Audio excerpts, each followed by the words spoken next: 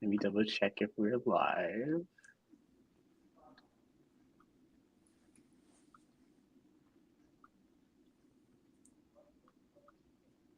And we are live. Hello, everyone. Welcome to the first Addicted to Audio live show with probably one of the best authors that I've ever read, Giana Darling. Oh my I'm gosh. joined with my co-host here, Taji from Taji World of Books, and we're also joined by Tori from A Novel Life. And we're going to be talking all things spoilery about the Fallen Men series, so you have been warned. If you haven't read all the books plus all the novellas, you may want to save this video and come back to it later because we're going to go full steam on the spoilers here. So how is everyone doing? I'm great. I'm very excited to be here. I've been looking forward to this all weekend. Same. I've been messaging Gianna, going oh my god, I'm freaking in love with all these books. I'm just drowning in the Gianna Darling world. I'm like, just go dark. I'm like, you can go full dark with me, Gianna. The slave duet just spoke to my soul, even though we're talking about the fallen men. But I absolutely love that world, and I absolutely love the Fallen Men series. So, what was kind of your first inspiration for creating the Fallen Men series? Because it is such a different MC world that I haven't read before, where it's feels very modernized, but yet feels very much like a MC romance that is very prolific in the romance space. Well, that makes me very happy to hear, in the sense that it is a good MC series, and also that it's different because I actually had never really read MC romances. They weren't really my shtick. But I was just kind of hit over the head one day. In fact, I was in the middle of writing about the Lombardi family. I had no plans to write about an MC or anything. And then I was on Pinterest one day, and I've got to love Pinterest. And I saw this picture of the model Christopher Mason leaning against a motorcycle. And he was absolutely gorgeous, of course, but he was also kind of looking over his shoulder into the distance as if he was waiting for his woman to kind of hurry up and get on the back of his bike. And literally, I looked at that image, and King Kyle Garrow just burst from my head like Athena from the head of Zeus and was just born as a character. Just everything about him I knew kind of instantaneously, that he was a poet, that he was way too confident for his age, all of this stuff. And then pretty swiftly on the heels of King came Zeus Garrow, Harley Rose Garrow, and kind of that intimate family unit. And then probably within a week of thinking about this world, I had characters and storylines and titles for 10 books in this series. It just kind of emerged from me, and I was drowning in this world. And so I put the projects that I was supposed to be working on hold, and I wrote Lessons in Corruption, which is the first book in the Fallen. I don't know, in like a month. Wow. These Yeah. characters are speaking to you. Very much so. They're very loud and annoying. Yeah, so that's how it happened. So that was my question for you. So it sounds like, one of the things I always like to know is when you start the series or when you start envisioning the world, do you know what the ending is going to be like? So if it's going to be like 10 books or whatever, do you know what that ending is going to be like? And then you're really filling in the gaps in between, or what is that process like for you? I am not a very linear person. So it's kind of yes and no. I had all these stories. I had a loose idea. My side characters always speak to me. So my friends in the writing community make fun of me because I'm like, oh, that's going to be a standalone. And they're like, no, it's not, because you love your side characters and you always want to give them stories. And I was like, yeah, that is me. So even though I had planned initially to have 10 books in the Fallen Men series, over the course of writing 6 of these books, I've fallen in love with many more characters than 10. So now I'm at more than 10. And I still have the idea of how it's going to end, what that final book's going to be like, what, how to tie up loose ends, etc. But it's kind of a constantly evolving thing. I don't hold myself to a rigorous timeline or plot line because my brain doesn't work like that. Even for the books themselves, I have the main conflict, and I have the characters, but I don't go in with a structured plot point plan because that just doesn't work for me ever. I just kind of let myself go into a dark room for hours at a time and black out and write whatever comes forth. Mm-hmm. Interesting. Yeah, that's amazing, because one of the things that I admire so much about your writing is like how some people may call them taboo stories because you have age gap. Mm-hmm. But like when you actually read the book, especially Welcome to the Dark Side, I was like, wow, like this feels completely real and organic between these two characters. And you're not going like, oh, he could be her dad, or any of like the taboo elements. They don't feel taboo because like you really focus on the character voices. So I'm sitting here going like, this is like probably has to be one of the best like age gaps that I've ever read. And I'm usually hard to impress with age gaps. Mm-hmm. I was like, I'm rooting for this relationship. I'm like, okay, I'm just like here rooting for it. And so like I just love that. So how do you approach kind of telling those stories? Do you always let the characters lead the story instead of forcing like a plot around the characters? 100%. Just because I feel like one of my big kind of philosophies in life is that nothing is black or white. And I think that the reason that is because every single human is such a complex story in and of it themselves. And so if you can understand someone, it's very hard to label them and to judge them and to hate them. So for me, telling taboo or forbidden stories or dark stories, the whole kind of reason that I love it and I think that it's so compelling is because you're faced with a situation which is inherently wrong to our social mores, to the way that we were raised, to these opinions that kind of were given to us. And the joy that I have is if I give you the situation and then I give you these characters, can you learn to love them and their situation, despite the fact that you have this constant tension of feeling like, no, wait, I don't think I'm supposed to. Like, I don't think this is right. I think that I was told that this should be wrong. And for me, there's a magic there, because it just kind of takes falling in love with them and falling in love with their situation. You have to overcome hurdles. And I even think in romance, it's so like love is so much more profound when you have to overcome obstacles. So for readers, I even love that it's harder for you to love them. And therefore, I think when you fall for them, it's a deeper connection, if that makes sense. Mm-hmm. Mm-hmm. Yeah, that totally makes sense. I think going off of the MC thing, I don't read MC romances either. Mm-hmm. And when I read this was like the first series that I actually really fell in love, because not only is it the found family that's done like perfectly, but literally every single book. And I read all the books in order. Like I devoured all of them. And you love each character for different things. And it's one of those things where it's hard to read a romance book, but picture these characters in real life. And I honestly believe like they are living out there somewhere. Like their stories are real and they have happened.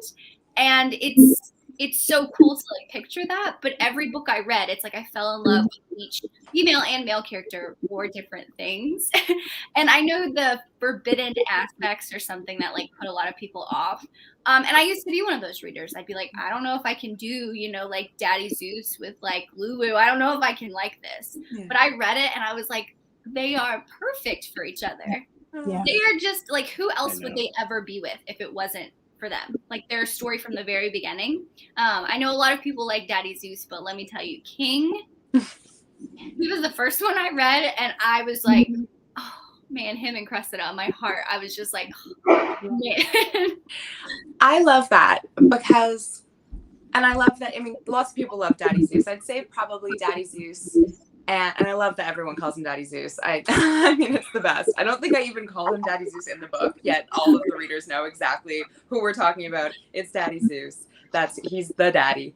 But I love that, because they're all different characters. And sometimes I feel it's strange because I feel like I know them and they're like my friends and they exist outside of myself, right? Mm-hmm. And so I feel very like hands off when I write about them. Like I don't have a choice in the way that they are. They're just this way. And I'm just kind of the conduit for their story. They're telling me, they're whispering in my ear their forbidden romances, and then I'm just writing it. And And so I really love that so many people have different favorites, both for the heroes and the heroines, because for me, that means I've done my job right. Like, they're not supposed to all appeal to you in the same way, because they're not all the same characters. You should be falling in love with them for different reasons, and you should have one that you like more than the other, because then that means that I've given you original, unique characters within the series that you can identify with. And so that's a really big compliment to hear that. That's why I always love hearing, like, oh, who's your favorite? And then you have just all these different answers. And I would never be mad at that. That's exactly the goal. That's the dream. And so I'm very proud to hear you say that. Thank you. I would have to say my favorite is definitely Danner. When Good Gone, I always want to call it Good Girl Gone Bad, but Good Gone Bad. Yeah. Well, it's more him that goes bad. When I was like, oh man, Danner, the scene between him and Zeus in the police station where Zeus pins him against the wall, and like Danner gets like a sick thrill out of it. I'm like, ooh. I'm like, Danner. And then finding out the reason why him and Harley Rose had like the huge blowout all those years ago, I'm like, oh. I'm like, okay. I used to love you, Zeus, but I'm like, Danner's away now. I love that so much, because Danner is the least popular hero. Like, I would say he's the least popular, but then there's diehard Lion Danner fans who are like, I would die to be with Danner. And I love that so much. And it's kind of like a parent when they have a child who like is bullied on the playground or a little bit neglected or whatever. I always feel that much more happy when I hear that someone loves him, because I'm like, yeah, he's getting, the love that he deserves. I'm so happy to hear that. It was like one death out of the whole entire series that broke me, was the death of Hero. Harley Rose. I was like, Giana. I was like, who cares about all these human characters dying? I know. I was like, that was the death. I was like, wept when I wrote that. I like wept real tears. I was like, let me hold my dog and cry. Well, I have a golden retriever now, and I didn't when I wrote Good Gone Bad. I mean, I'd grown up having dogs and things, but I have my first, picked him from the litter. He's an actual golden retriever. I even thought about naming him Hero after Hero.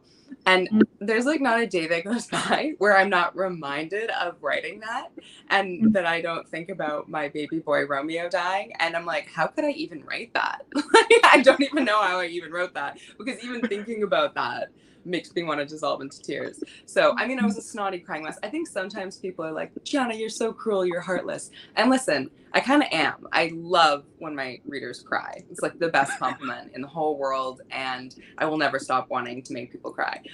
But I cry too. Like, I cry when people die. I cry. I actually, the other day, was reading Fallen King because I needed to check something for book 7.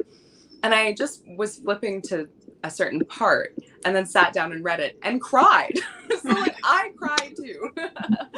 I feel the emotions too. I'm not totally heartless. Mm-hmm. Yeah, I think overall my favorite is Dead Man Walking. I really love Priest because I love a good broken hero. And when you talk about the emotion, I was there for every minute, and I felt like he was the flame and she was the moth to the flame. And he was attracted to her goodness, but there was a darkness in her. And so I just loved how that all sort of came out on page. And there was part of me that was angry at him for how he handled certain things. And then other parts of me was like, what do you expect from somebody that has such severe PTSD and trauma and an abuse background? Like, he's doing as good as he can ever do, given those circumstances. So I think that you did a really great job in portraying a really broken hero in that, and letting him have happy ever after too, in as best that he can, Thank you. I think I remember when I published it, a few people were upset that Priest never said the words, I love you. And I thought it was so curious to me, because Priest has no conventional idea of what love is. Valentine's Day, Hallmark romance, Priest not only has no knowledge of, but no interest in. He that doesn't even make sense to him. It's like another language completely that he has no interest in learning. And for me, I'm like, well, Priest said I love you to Bia 1,000 times. Every time he called her his heart or his heartbeat, every time that he acted in a way to protect her and take care of her. but Priest, you know, and you kind of said it perfectly, he's an actual psychopath with tons of trauma. His limitations are severe. And so his love story could not be like King and Cressida's love story, full of, you know, poetry and kind of obvious romantic moments. I mean, Priest falls in love with Bia, seeing her cut up a peach and lick the juice off a blade. Like that for him is like this earth-shattering moment. And so I appreciate that you love that about him, that within the framework of who he is incredibly romantic and very capable of loving. I think also you can see that in the epilogues with Billy and with Azrael.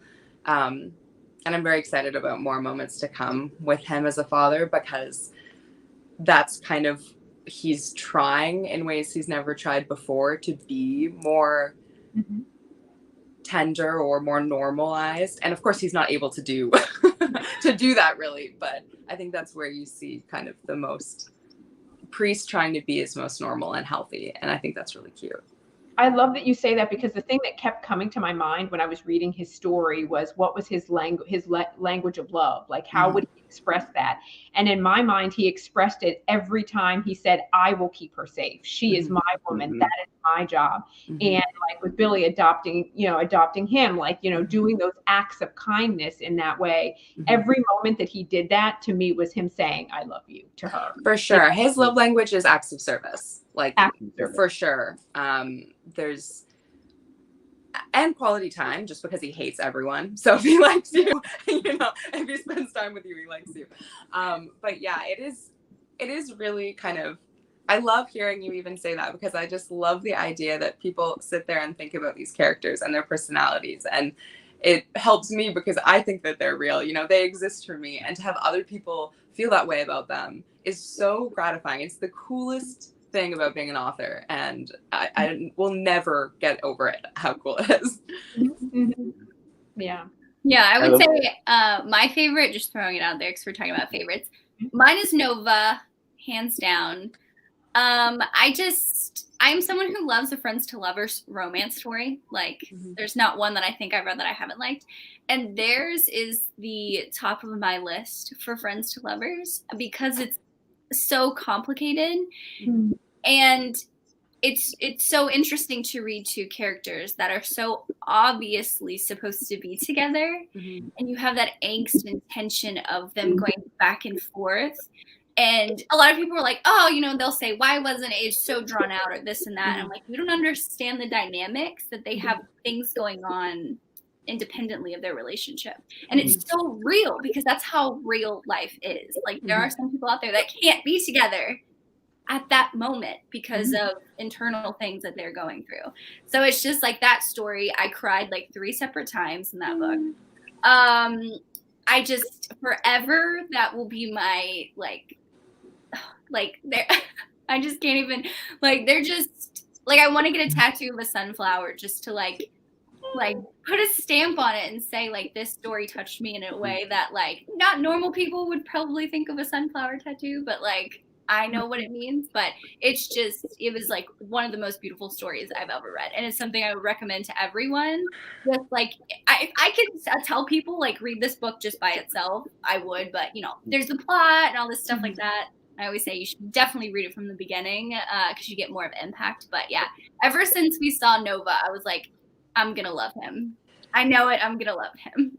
I loved Noah from the first moment he appeared to me as well. Just like this cocky, gorgeous guy who thinks, you know, he's having threesomes over here and nothing's the problem, and he's just like carefree and just a total Casanova. And then it was so, one of the things I loved about writing his story is it's so easy to look at someone who's beautiful, who's confident, and to think that nothing is wrong with their world. And, you know, from the outside looking at Nova throughout the stories leading up to his, it seemed like he was a pretty carefree, happy-go-lucky, nothing's wrong kind of guy. And then you get to his book and you realize that he's got his own trauma that he needs to deal with. And he's got, you know, a lot of issues in his life. And also, one of the things I love about Nova is he doesn't have bad parents. You know, he had a loving family. He had a very supportive family. And there's this idea that like you can't be, excuse the words, fucked up, or you can't have problems, or you can't be rebellious, or you can't be like, things can't go wrong if you had a happy childhood. But that's not true. Like life happens in many stages of your life. You know, things go wrong and your personality changes and morphs. And I really loved that about Nova is he's got a lot of issues, but he's got this supportive family. And even having that supportive family, he still needed something more, and he needed the Fallen. And that's where he found where he felt safe and he could express himself properly.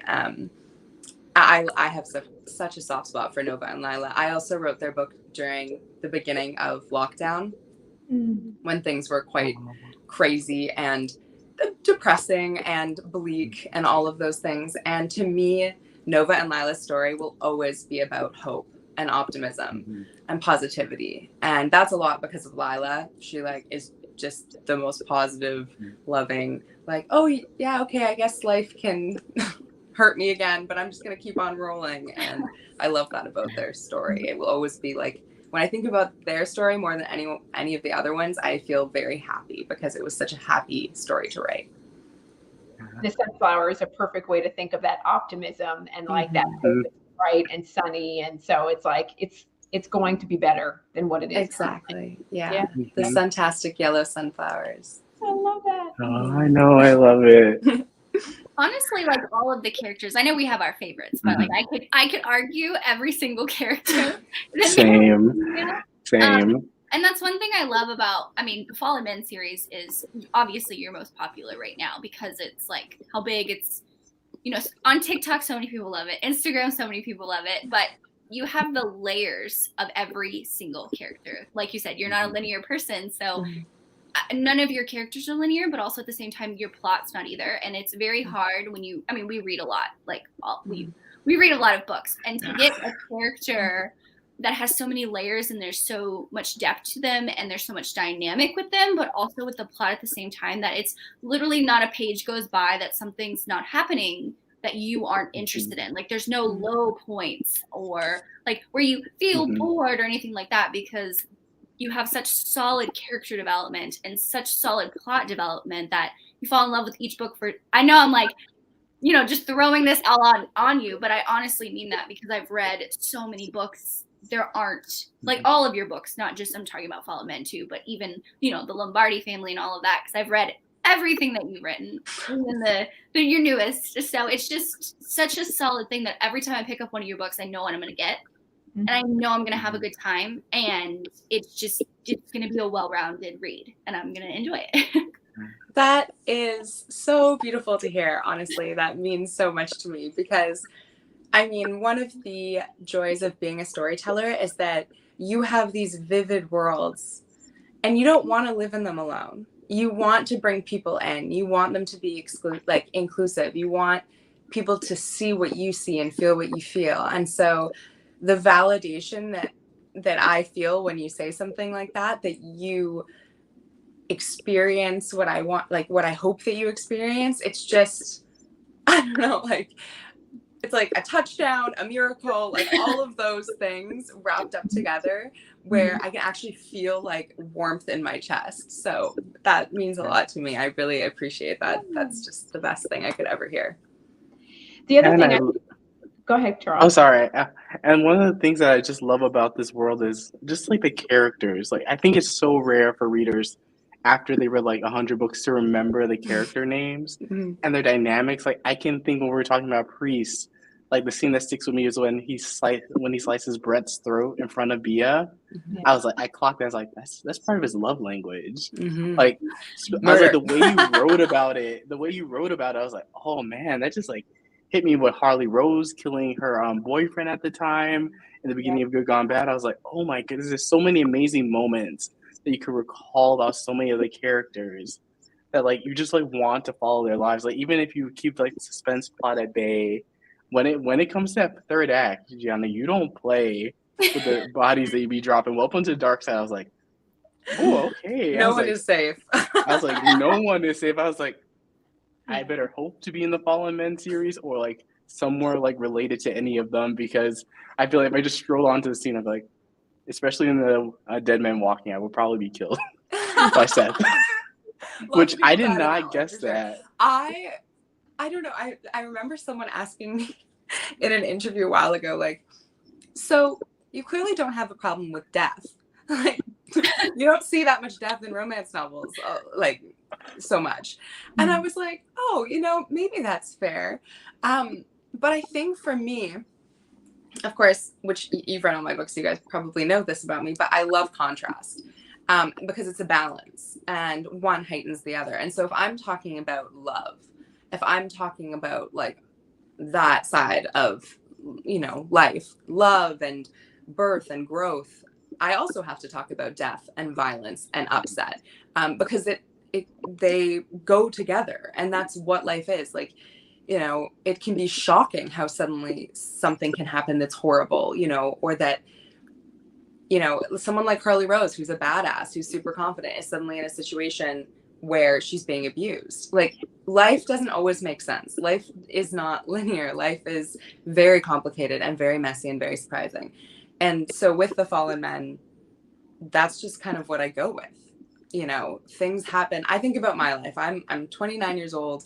I'm not even that old. And there's been tons of moments in my life that have been like, not killing my boyfriend, but, really traumatizing or really powerfully emotional.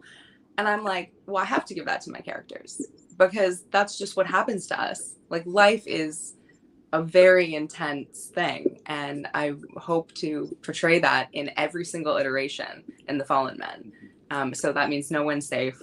And that's why I always laugh, because people always ask me for another book for Zeus and Lulu all the time. I think some of the most like popular comments or messages that I get are Zeus and Lulu gonna have another book? You're a bitch. Why did you kill Mute? And,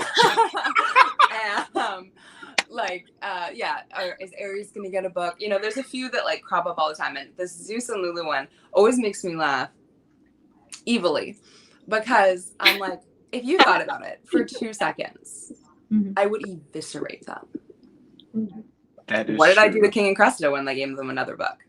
I raised them to the ground. Yeah. So if you want Zeus and Lulu to have another book, careful what you ask for. Don't ask for it. Seriously. And if I ever did, which I'm not inclined to do, because I only am going to tell stories that I want to tell and that need to be told, not like retread old ground. But those two have been through a lot. Even outside of Welcome to the Dark Side, even in Good Gone Bad, After the Fall, like in these books, they still have plot. They still have issues. They're still not solidly in their happily ever after. Do you really want me to up that ante? Like, if you do, you're much more heartless than I am. But if I ever do that, you asked for it, people. And I love that you said that, because one of the things for me, that's why your books are all 5-star reads for me, because and Charles and I have talked about this multiple times, where like other authors and other books, I see this thing that I call artificial angst. And it's like, I think I saw something, or I overheard this conversation, and now I'm just not going to talk to you again. And it's going to be like this time jump of like 10 years that we wasted because of a misunderstanding. Like, that makes me nuts. Whereas like, when you talked about that contrast, like your books are based on real, legitimate angst that comes from conflict and challenges that you have to work through. So your characters really deserve their HEA because they had to work hard to get it. It was hard found. And so once they do get there, we're all like, oh, thank God we're there. Yeah. You know what I mean? When I get them to, there's this quote that is on Pinterest all the time, and it's, we deserve a soft epilogue, my love. And that resonates with me so deeply, because my characters deserve a soft fucking epilogue. They deserve the soft epilogue. And I think that, again, it's kind of coming back to that, things that are tested just feel more profound. And, I was actually talking with a girlfriend. We were talking about insta love versus, kind of a slow burn, but in real life. Like, sometimes I have a friend, for example, she met this man. 4 months later, she moved in with him. 6 months later, at 6 months, they had a dog. At 10 months, they were engaged and they're getting married, like, right away. And I'm like, boom, boom, boom. I was like, that's insta love. right? That's insta love. Yeah. And I, probably in Lessons in Corruption, there's some insta love. She sees him and like they don't know each other, but seeing him does prompt a change in her life. And so I obviously think there's space for that, and I think that love is very legitimate and it can grow into a very long-lasting, wonderful thing. But I love a slow burn tested relationship because you're testing your relationship. And you are overcoming these things together. It's just like team building. The surprises will be less. The way that you are bonded is so tight because you have to communicate. You have to work together. And like to see people in real life and characters in books go through that, it's a very special thing. And as the reader witnessing something like that, you feel like you're going through that with them. And so your bond with the characters is also deepening and being tested. And I think that when you come to the end, there's this like, you're almost like attached to them in an emotional way because you've gone through this with them, like emotionally and mentally by reading their story and going through all those things together. So for me, I will always want to give that experience to my readers, which is not to belittle like how wonderful a rom-com can be or how great insta love can be, whatever. Like those are all wonderful things too. But for me personally, what I strive for is that deep emotional connection between the characters and also between the readers and the characters, because I think that's what helps them stay with you for so long. Absolutely. And we revisit them. So like they get their happy for now or HEA in their particular book, but then we see them all throughout the story as the plot develops. They're integral in all of that. And that also adds to immersing yourself in the world, immersing yourself in that character development with all of your favorite couples, and then seeing that, the new conflict or the new plots or the new challenges that they're, presented with as the series continues. And that just is what makes it the next level of like greatness or the next level of like a really good series. So well, thank you. It has all those components. I love it because and I love writing this ongoing series too, because like for right now, I'm writing book 7. And I love, like, what a gratifying feeling to know that people are sitting at their homes or talking to their friends, thinking about what I could be writing about and feeling invested in that. Like, not even just the main characters, but who's the villain and what's going to happen. And, but then also are Harley Rose and Dan are going to get married in this book. And like all of these things that are it's so cool and that's why I love to be mysterious and why I never say that anything's ever going to happen or someone's going to get a book, because I want you to have that relationship with it. Like, we don't know what's going to happen in life. You shouldn't know what's going to happen in this world for these lives either. Because I think your investment is greater and that suspense level is very exciting. Like I think for readers and for me. And it's a really fun relationship that I get to have with the series is, we get to have this together and I kind of get to play God, but it's also, and it's cool to see that, like how people respond to that is just so, I can't even believe it. Like the messages that I get, like, okay, so literally someone the other day sent me like an essay about, this is why I think that book 7's about this. I read all the books again to look for clues. And this is like signposting, having like a thesis in this theory about who is going to be in book 7. And I'm like, you're amazing. How cool is that? And she's like, I'm sorry to bother you with this. I'm like, girl, you are not bothering me. You are making my whole day, because that is divine. Like, spitball away. I'm not going to confirm or deny your essay, but it was beautifully written.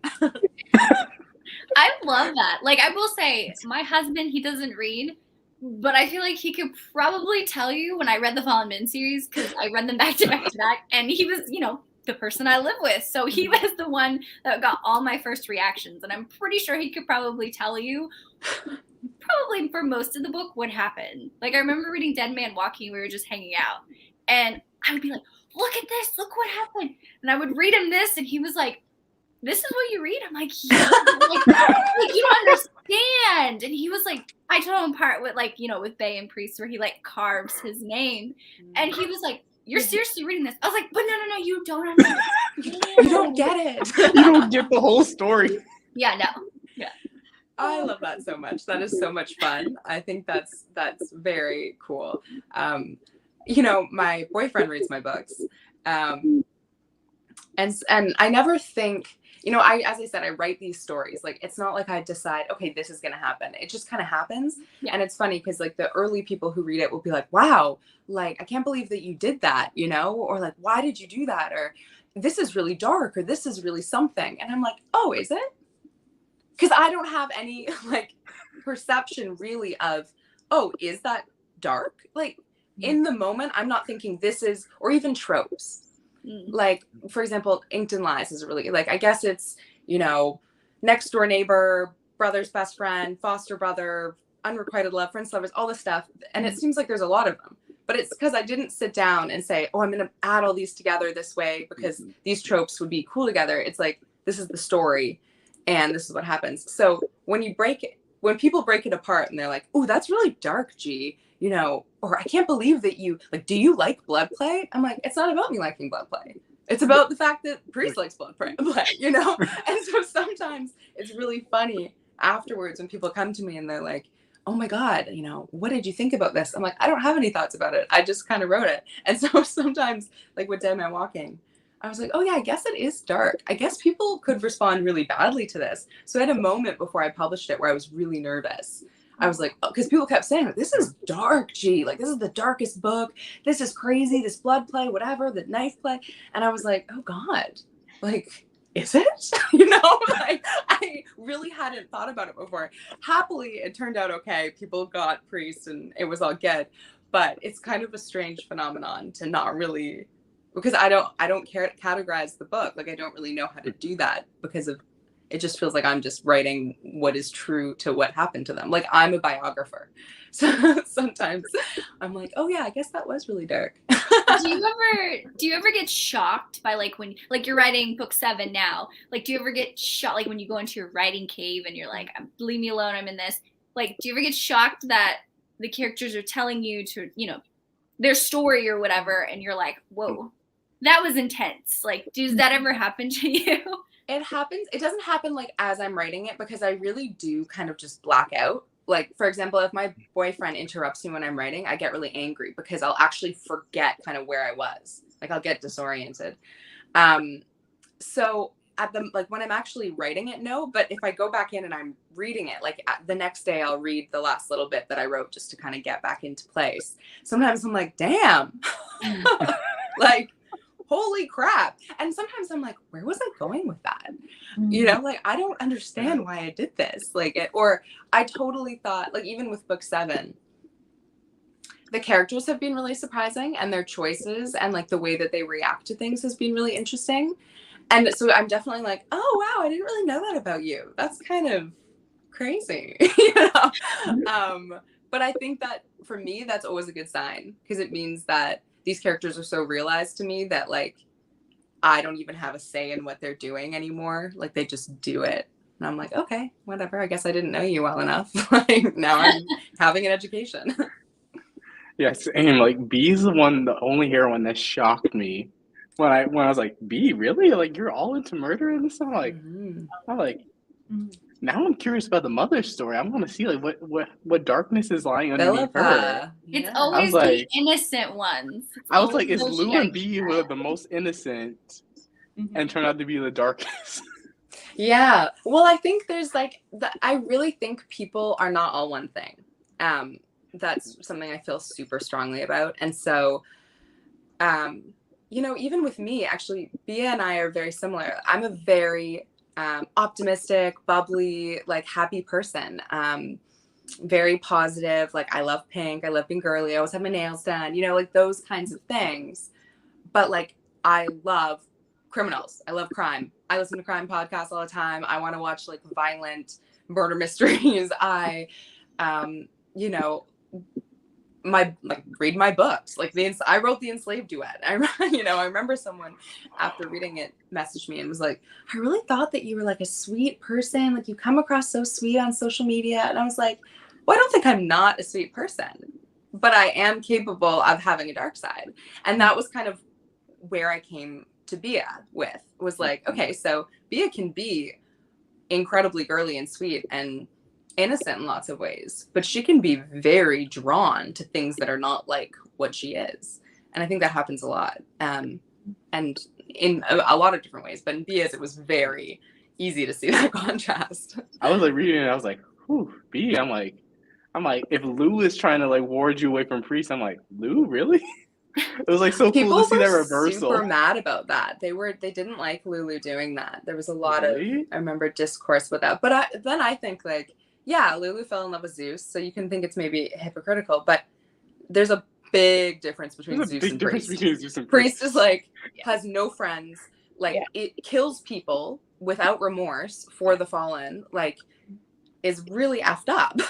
Zeus, yeah, he's an ex-con, whatever, but he's like a big freaking teddy bear, okay? Like, there's a huge difference. And then your little sister, who you're very protective of because your parents sucked and you always wanted to protect her and take care of her, suddenly is obsessed with basically a serial killer.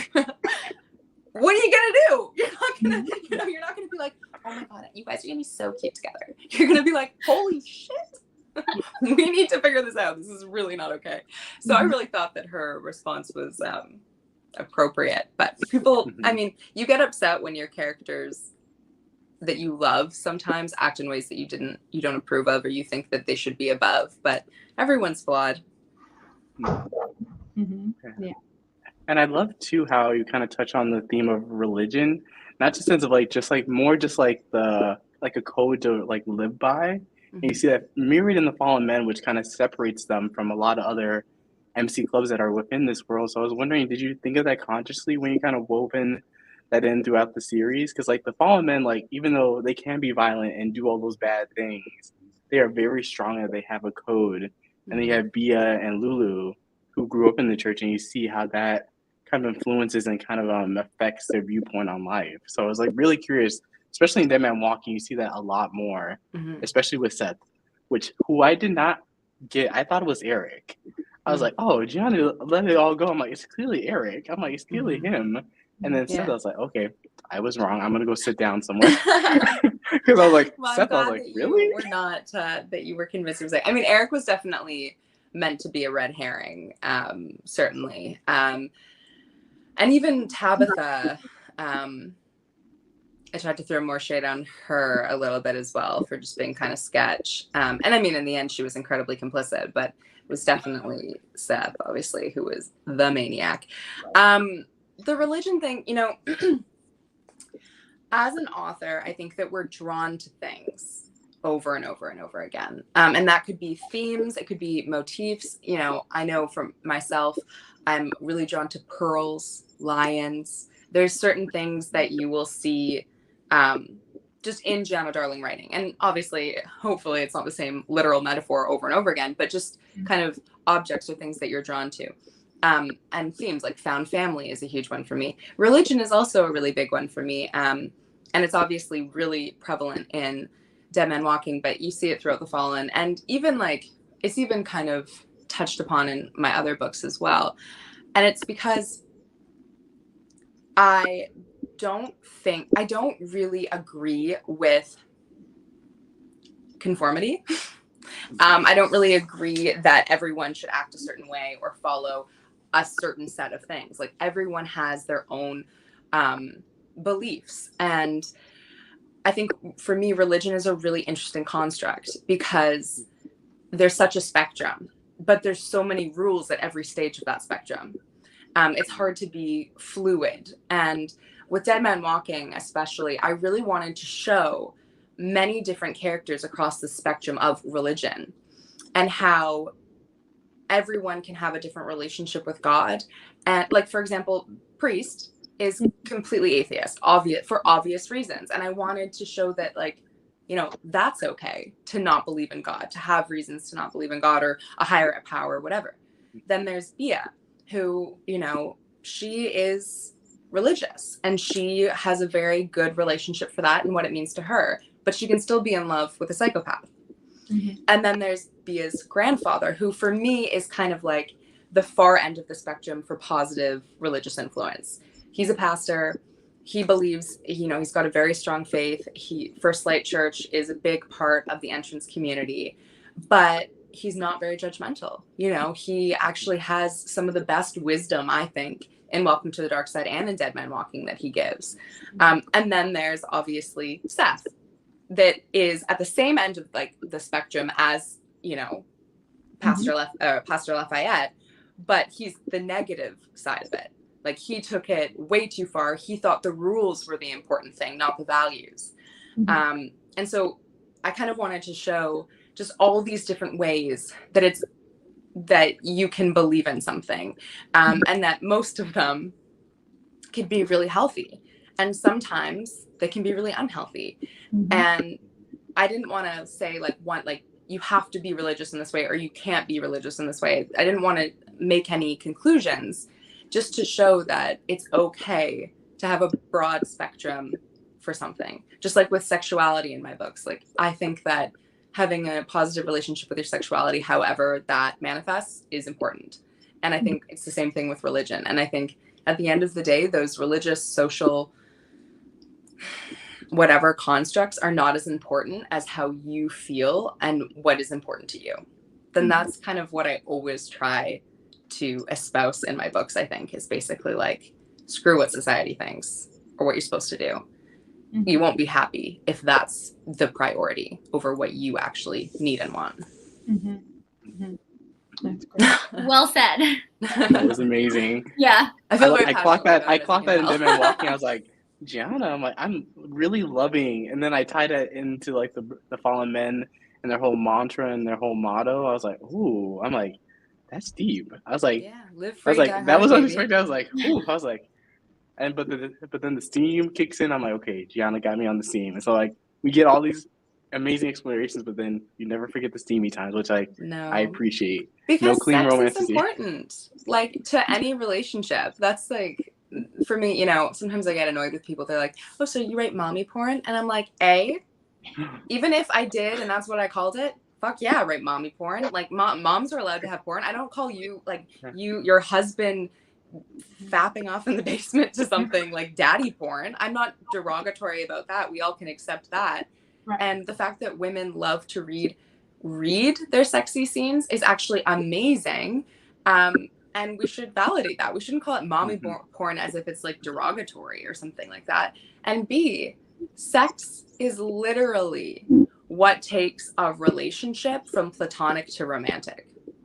So if we're talking about a romantic love, how in the world am I going to tell you about this relationship without telling you about the sexual side of their relationship? To me, it's very important. And actually a lot of really interesting dynamics and conversations can happen, you know, between the sheets that are much harder to voice or explore outside of that context.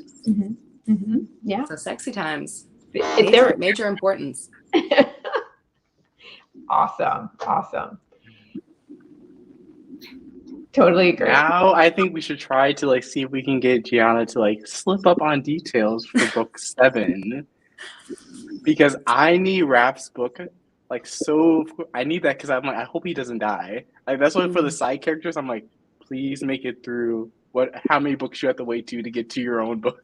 I don't want another mute. I thought Raph was gone after he got shot a bunch of times. I was like, wait, how did Raph survive all of that? I'm like, okay, good. Like, he can see it another day. So, like, what do you guys think? Who do you think is in book 7? Who do you think is the couple?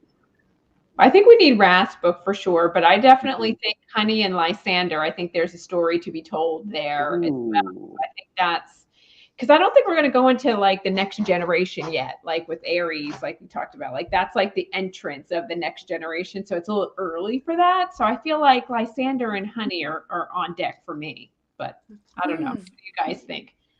I would love, honestly, like I am someone I love to guess, but like I feel like I'm in the minority where I'm like, I'll just wait until they announce it. Like I'm like that with any author. Like I can't put like my mind into like finding clues like that because I will literally drive myself crazy trying to figure it out. But I'm of like the whole mindset, and I feel like this is the minority. Like the author knows who's the favorites in the stories, like in any series, and the books will come the way that they're supposed to come. And I'm just like sitting here. I'll see the Fallen Men, like like the teaser that you sent out. I saw it in your newsletter, and it made me think. And I was like, still have no clue. I don't know. I can't think. It could be multiple different things. So I'm just like sitting here, like patiently waiting, like getting all the clues together to see maybe if something will spark in my head. Like obviously you set it up in your series that like Honey and Lysander will have something. Hopefully. Some people are really into Wrath and Honey lately. Ooh. That's been the new theory. The one that I'm seeing the most of lately is the new, people are gaining traction on this new ship. Like I'm all for anything. I'm like that for any of the books. Like until it's like published and I have it like on my Kindle or in my hands, I'm like anything could change. And I don't like, because if I'm dead set on a couple, like if I ship someone and that doesn't happen, I'm gonna be pissed. So I just like I just like wait it out, and I'm just like, I'll just wait for whatever comes out. So I mean, like I would love to think like Wrath's book is next because I feel like so much has happened. But then again, like I could think of, you know, Honey and Lysander. We have all these other couples that could come up. Hell, we could think Fallen Men 7 could be like, I don't know, a King and Crested a moment just with another couple again. Like how After the Fall is. Like that's true. It could be honestly anything. So I'm just waiting patiently. I actually love that so much because people get super filled with conviction. Like I've seen people being like, I stake my cat's life on it. And I'm like, girl, you're wrong. Don't stake your cat's life on it. Like, okay, please don't do that to your cat. Don't do that to me and my conscience. Okay.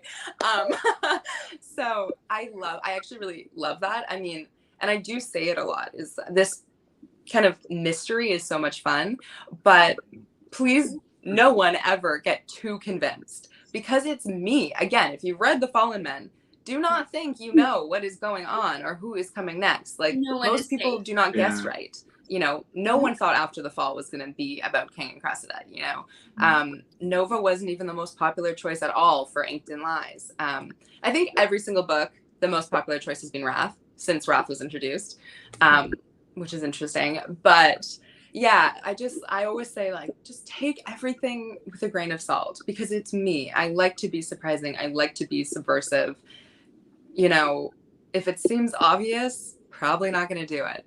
That's just who I am. So I love that you're just being open-minded too. I mean, it's fun to guess, and I want everyone to guess, and I love that people feel strongly about side characters, but just don't dig in your heels too much, because I want you to still enjoy what's coming and not be so sad that, you know, it's not so-and-so's book yet, because there's many characters that have stories to be told. Yeah.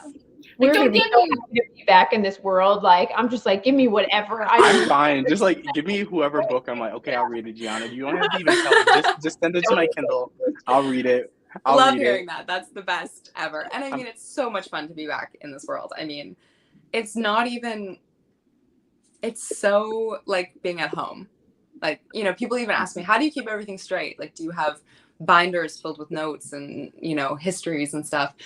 Mostly I don't. Mostly they just are in my head all the time, and I know what's going on with them. I mean, I might have to check, like, you know, have I ever mentioned Skell's eye color before? Like, maybe I'll have to do that.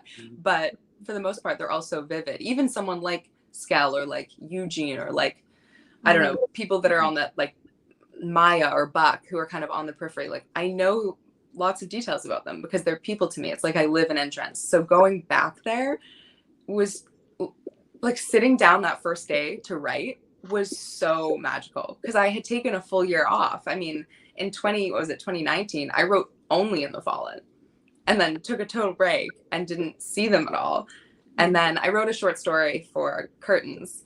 But and that was just kind of recently. And apart from that, I hadn't seen them at all. So it was like a little reunion, and it was so nice. And I'm really excited for you guys to share in that with me too. So excited. Actually, in 6 minutes, a announcement is going out in the newsletter. So I can probably mention it. But the title reveal is tomorrow. And the release date. Exciting. So we'll have those exciting things. And because it goes out in a few minutes anyway, I think I can probably just tell you if you want to know it. Yes. So 100% yes. so the release date is April 29th. And the title is Caution to the Wind. Ooh. So I'm not sure if that has any fireworks going off in your brain, but that is the title of book 7. You know what? Like we just said, I'm gonna throw caution to the wind and just go with and trust the process. Yes. Have it in my hot little hands. Yes, I love that. Great. I hope that you are surprised. Character reveal is going to follow shortly, so you won't have that much longer to speculate. Do you have book 7 already completely written? I'm just kind of working on the wrapping up some things at the end right now. So I know you have the audio that was released for The Fallen. Will they have simultaneous release for audio? Yeah, so this one was supposed to be simultaneous, but the narrator had jury duty come up in the middle of it. So it might be a little bit delayed, but it'll be very close to the release. Very nice. Very nice. So it won't have to be a huge wait. And then my releases after that will also be simultaneous audio during jury duty or something like that. Yeah, obviously. Oh, that's Yeah. amazing. That's So, like, amazing. So, you know, and I know we're talking all fallen men in this, but in terms of like, and Charles and I talked about this before with some of your other series, are you like the Enslaved or some of the other books, are you going to release those on audio as well? Or The Evolution of Sin and the Enslaved Duet are both in production for audio right now. That's amazing. Yeah. So those will be my last ones that need to be in audio. And I'm very excited. It was, you know, it's funny because I just write these stories and I don't think about these things, but the Lombardi world was very hard for audio because they're very mixed accents as well. Like Dante, British, Italian, American. Like, what was I thinking? Come on, Giana. Like, why would you make it that hard? So we had auditions, so many auditions, and I was like, that person sucks, that person sucks. And then we cast someone, and then they were awful. And I was like, oh my God, no, we can't do this. And so that was a huge thing. And then I'm so just happy with the final result that Jeremy York did a really, really good job of Dante.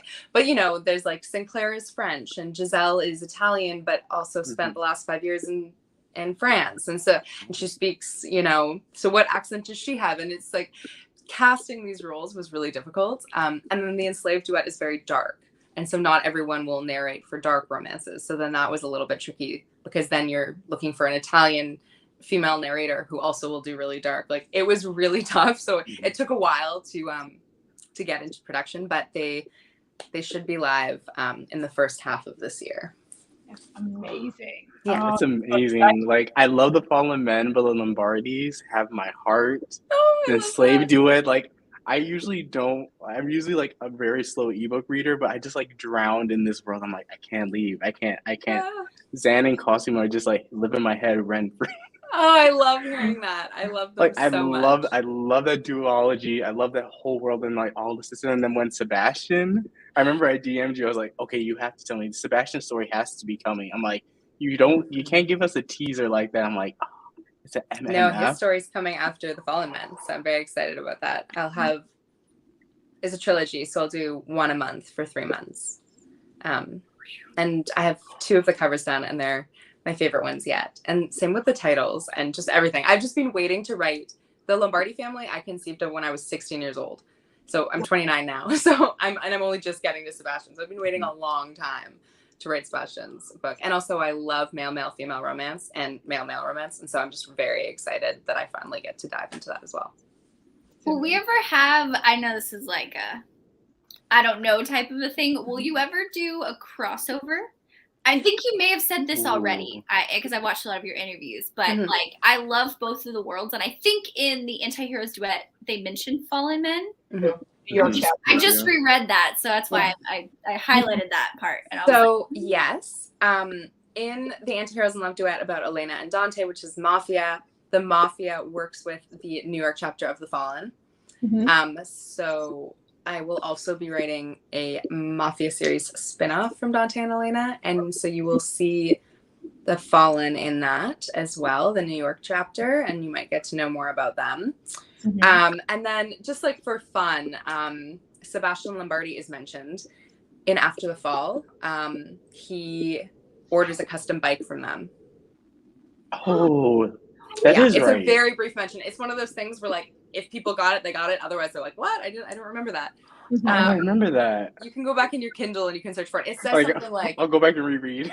I think it says that Lombardi actor might be the thing. So maybe look up Lombardi. Yes, but that Lombardi actor is Sebastian.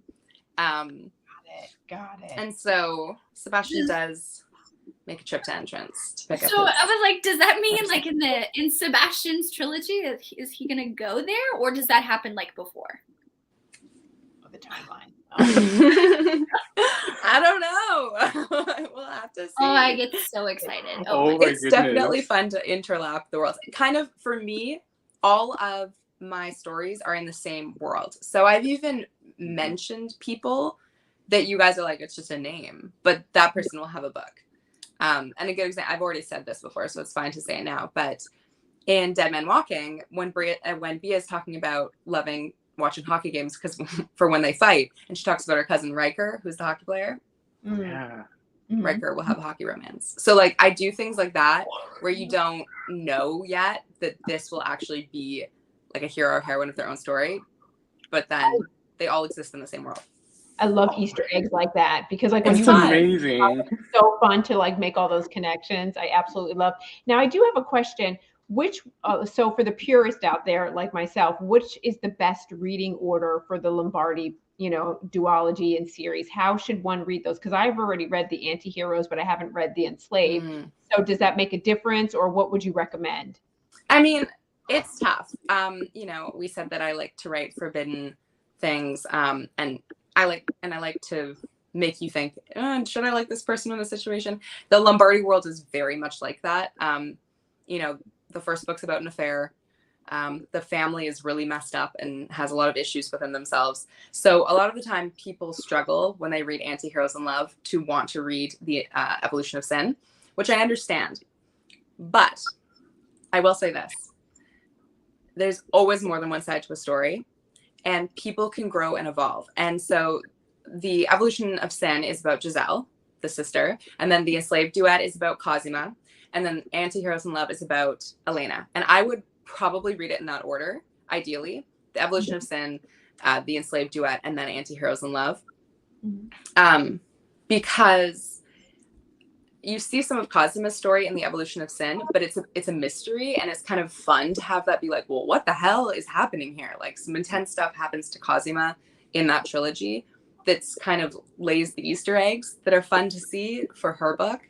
And then I would definitely read the Enslaved duet before the Anti-Heroes in Love duet because it introduces Dante, who is Elena's love interest. But if you do read like the Anti-Heroes in Love first, I would still very much encourage everyone to read the Evolution of Sin and just realize that this is back in time. Elena, one of the reasons I loved writing Elena's duet, and I was nervous to write it, is because she was a fucking bitch. She was, for a reason, right?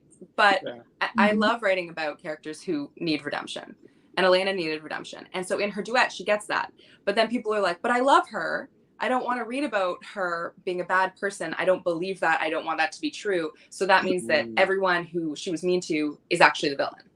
But of course, that's not really how life works. You can be mean to people and still be a good person and still deserve happiness, et cetera, et cetera.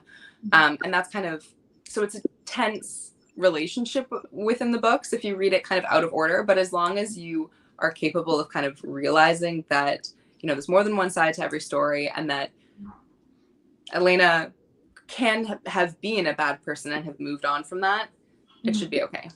Yeah, I was someone who read the Anti-Heroes in Love duet was the first book I ever read that you wrote.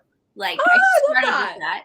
And I fell in love with Elena and Dante, and then I read Fallen Men, all of them. I binged all of them. And then I went back and I actually read it completely out of order. I did Cosima and Alexander's story, and then I went back to in the Evolution of Sin. And I will say that I will die for Elena. I will lay down my life for her. But seeing where she was in the beginning, it was actually really cool. I hate reading series or stories out of order. My OCD, it like bugs me.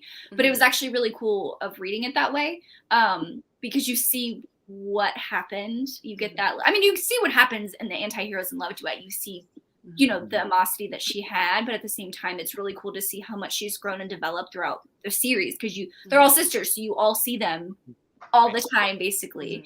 And it was hard to read that story. I'm someone, you know, it's about an affair, and it hurts my heart to see the characters go through that, but it was really cool to see Elena's story. And yeah, it's a tough one, but it was still really good. It was beautiful to see a lot of, I don't know how to say it, but just it's beautiful to see something that is usually very ugly, like an affair, to turn out beautiful. So I'll just say that. It's really cool. Well, I'm glad that you think so. I actually love like writing about affairs and cheating.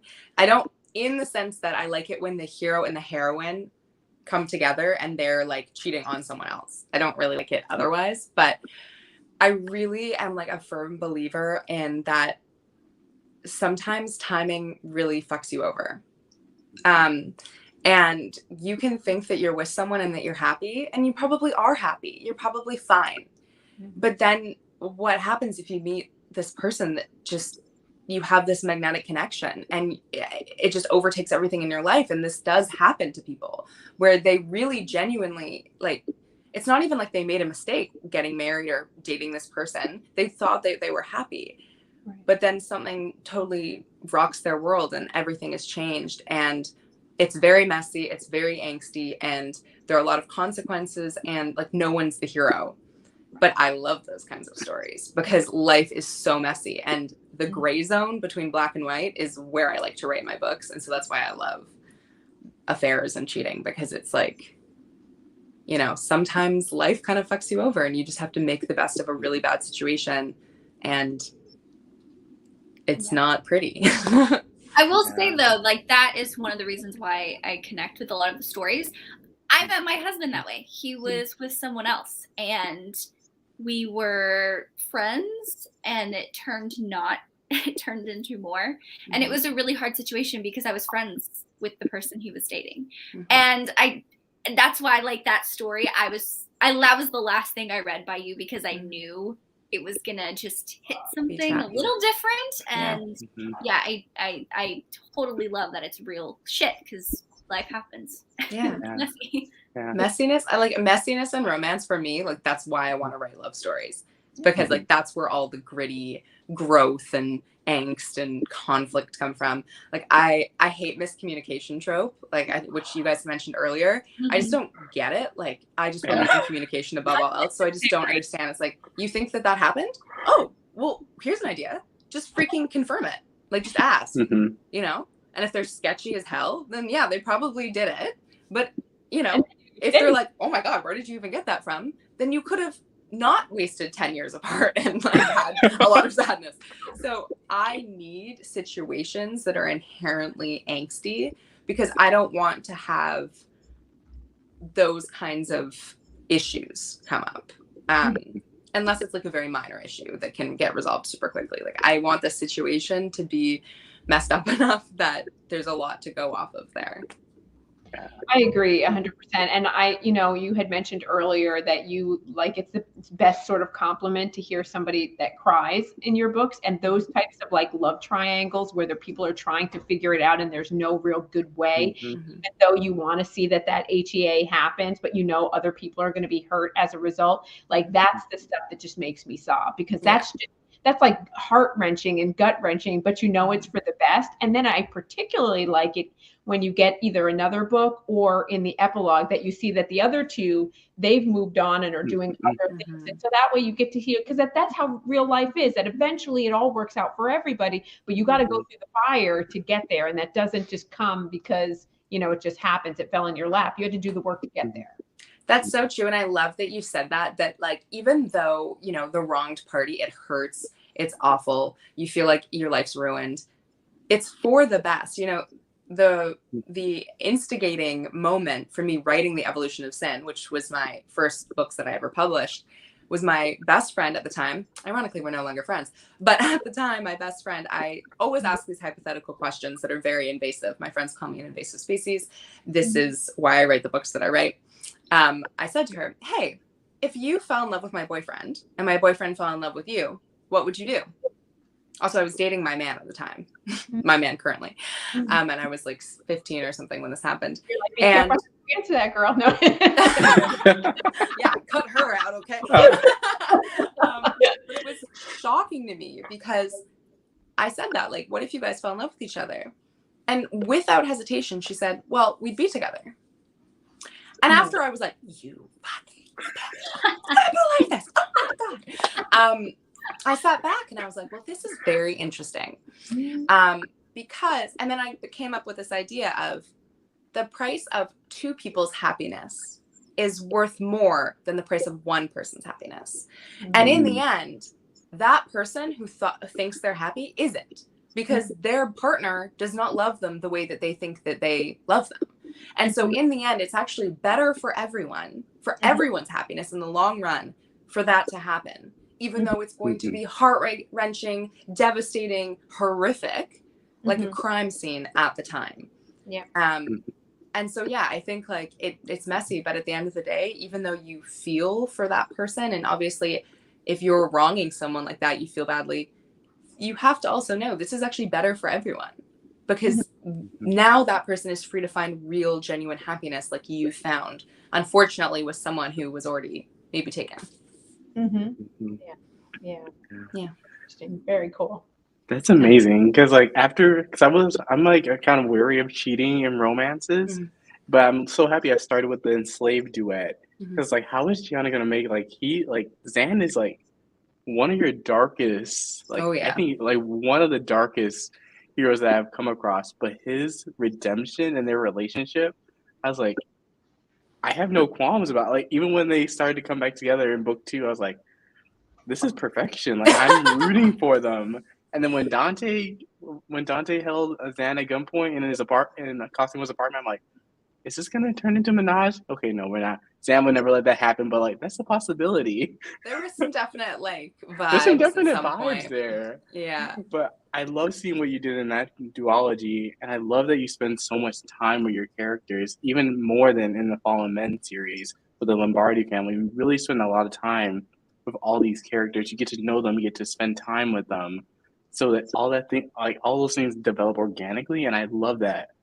about your book so much. And I'm like, you can do any trope, any taboo thing. I will sit here and read it. Don't even have to tell me. I'm good with it. I 100% trust you.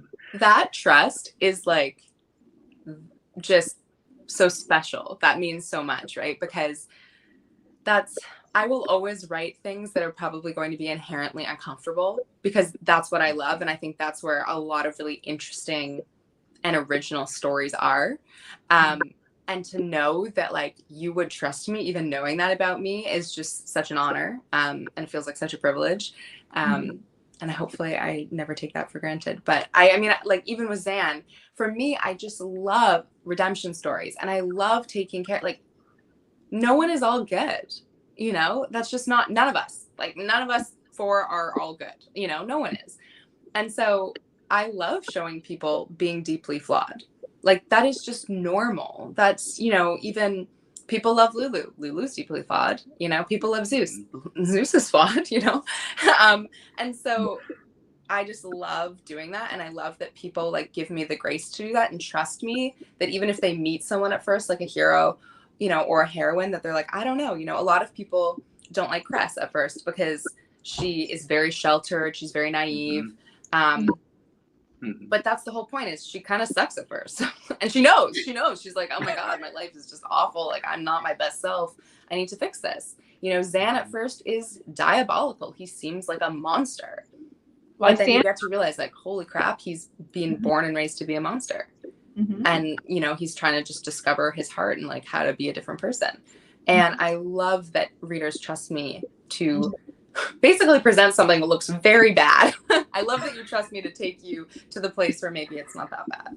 Yeah, I will say that's when my trust in like you as an author was like solidified, because for like Zan, I personally believe, I've said this like before, I think that he is probably the most layered character that you've ever written. And I don't think the first time I read it, I got the full scope of him. I would have to go back and reread to really understand him. And I thought in that first book, I was like, there is no way he can be redeemed. And for me, it takes a lot to be like, to have a character like that to be redeemed. Like, you have to do a lot as like the author, right? That when I read the second book, he's up there on my like favorites of yours, like all of your heroes. But it took a lot for me to continue with that, like, to be 100% honest, because I was like, that's a lot. And when I got to the end, I was like, you know what? I was like, she can write anything. I know. And I'm like, you know what? That's when I finally decided to read The Evolution of Scent. I was like, you know what? If I can get through this, if I can be okay and like sob my way through this book and understand both of these characters and really truly believe in their love, that they are in love and that they care for each other, like both of them, then I'm like, you know what? I can do this. And that's when I jumped into The Evolution of Scent. I love hearing that. And I know it can be tough because, and I've discovered this about myself now because I've written enough duets and kind of trilogies, that I really, in the first book, like, it's just setting the stage. It's just building everything. And you don't even have any answers. You just only have questions in the first book that I give you. Like, it's just all, you have no idea really what's going on. You're like, why are these things happening? Or like, why is this person like this? And it's not really until the second book that shit hits the fan and things crack open and you get all those answers and you get the explanation.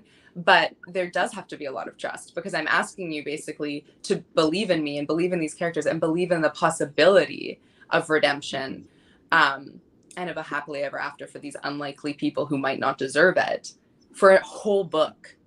And then I will reward you in the second book by showing like all of the reasons why someone's like this and by showing how much they're willing to fight for each other. But I think I probably do lose a number of people in the first books in my duets, because it's a lot of ugly to set the scene before you get the goodness, which I think is more poignant after all of that. But it's a trade-off that I have probably with readers, that if you don't really trust me, if you're not really in it, you probably would just give up after the first book, and especially in The Evolution of Scent, or the Enslaved duet. One thing, just like last thing before I get to some questions in the chat for you, I love how in your duets and your trilogies, there actually is like a reason for a second book. They're actually like plot wise. I find that sometimes in some romance books, when they have trilogies or series, it tends to be the first book has all the plot, and then the second book introduces like a weird twist or adds a bunch of unnecessary things to get to the third book. Right. But in your dualities, in your series and your trilogies, each book is a building block towards something. So you couldn't just read like, oh, I'm just going to read part 2 of the Enslaved duet. You would not know anything that was going on. You'd be like missing all the backstory, because like, if I think that duet takes place over 5 years. So you cover a lot of plot and a lot of ground with these characters. It does make sense. You couldn't do it in one book or be like 1,000+ page. Yeah. Be killer to hold. Read the paperback, but. Well, that's why it's almost even the only reason I can write standalones in the Fallen Men series is because I can start building earlier with the side characters. Because I took a personality test once. It was the Clifford StrengthsFinders test, and my number one trait was context, which made so much sense to me because I want to understand the past of someone, to know their motivation. I want to understand exactly why someone is the way they are. I want to deep dive into what has made them that way, their history, all the context. And so a lot of my romances take place over a lot of time, like over years, because I love to see, like, we're not just learning about these people falling in love, we're learning about the characters as individuals and how they got to a place where they can fall in love. And you have to love yourself before you can love someone else in a healthy way. And so I want to show you these characters like falling in love with themselves, getting to know themselves and the other character, which is, why, Inked in Lies takes place over a long time. Welcome to the Dark Side. even Dead Men Walking, like they've known each other for a long time, and we even touch on that.